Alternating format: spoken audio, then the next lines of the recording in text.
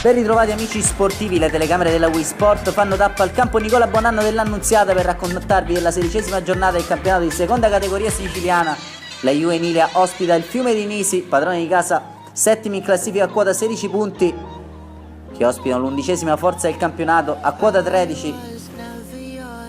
Nell'ultima uscita i padroni di casa della Juve Emilia hanno dovuto cedere il passo alla Monfortese in trasferta per 1-0, vittoria invece casalinga col Vigliatore per il Fiume di Nisi per 2-0. Con l'ausilio delle nostre grafiche abbiamo scoperto i giocatori che quest'oggi scenderanno in campo.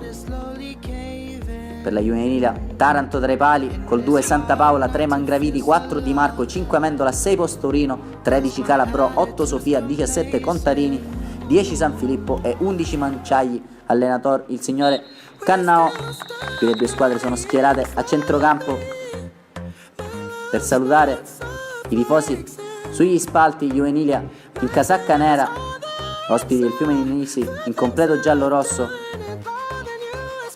Qui i due capitani rispettivamente Postorino e Buongiorno si stringono la mano e poi possiamo partire col film della gara. Contarini per la Juve Emilia gioca questo primo pallone. Juve Emilia attaccherà a sinistra verso destra ai vostri videoschermi in casacca nera, come già sottolineato. Da questa prima occasione è un Calabrò che prova a manovrare, farà calcio di piazzato allargato all'indirizzo di Di Marco che prova a mettere dentro, svirgola e termina largo il suo destro.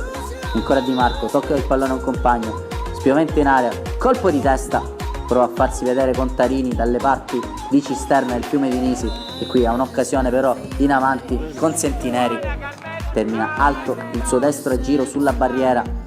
Sentineri è qui ancora, stoppa per questo pallone, ci prova dalla distanza, ancora una volta però non impensierisce più di tanto Taranto. Juvenile che si fa in avanti invece con questo mancino di Amendola, insidioso, si era immolato Contarini ma ha fatto buona guardia Cisterna.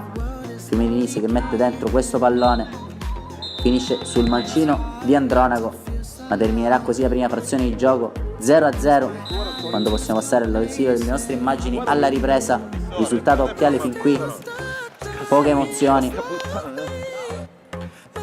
Quindi che però si farà subito pungente in avanti ancora una volta con Sentineri che ferma il pallone, aspetta un compagno, arriva la corrente sul binario mancino che mette dentro tutto solo per Carrolo che firma il gol dell'1-0.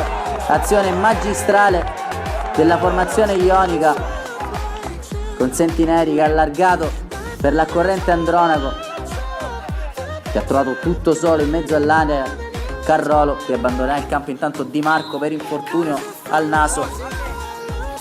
Juvenile che ci prova in avanti con questo colpo di tacco, la palla resta lì, prova a tenerla viva Manciagli,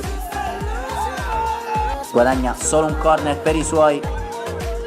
Fiume di Nisi che però qui per grandi occasioni in contropiede, la palla resta lì per Briguglio che aspetta un compagno, lo trova ancora una volta, calcia verso la porta, Taranto fa sua la sfera. Juvenile che ora rischia di scoprirsi un po' troppo, lo deve fare per cercare di agguantare il gol del pareggio. Qui ci ha provato con Contarini ancora una volta, sempre il numero 17 col mancino, sballato il suo tentativo, ci ha provato ripetutamente l'attaccante di mister Cannao prima di lasciare il campo per Boncordo.